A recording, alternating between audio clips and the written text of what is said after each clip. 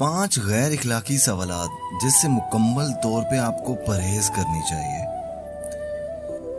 बेऔलाद जोड़े से ऐसे सवालात कि कब तक खुशखबरी सुना रहे हो, ऐसे सवालात से गुरेज किया करें।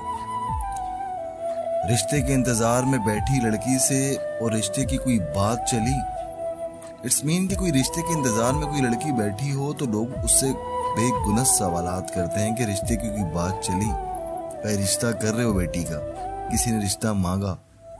पेरेंट्स को डिप्रेशन हो जाता है। एक बेरोजगार से अक्सर यही सवालात करते हैं कि और कहीं नौकरी वगैरह शुरू की, कहीं चांस से नौकरी मिल जाने के, तुम्हें इतनी पढ़ाई की तुमने तो तुम्हें नौकरी क्यों नहीं मिल रही। किराए पर रहने वालों से अपने मकान का कब तक इरादा है, यानी कि जो शख्स किराए पर रह रहे होते हैं मतलब वो अपना एक घर अफोर्ड नहीं कर सकते। हम अक्सर उनसे ये सवालात करते हैं कि अपने मकान का कब तक लेने का इरादा है, कब तक लोगे, कोई पैसे जोड़े हैं या नहीं, कभी ले पाओगे या नहीं। मोटरसाइकिल या बिना सवारी वालों से हम अक्सर सवालात करते हैं कि गाड़ी कब खरीद रहे हो।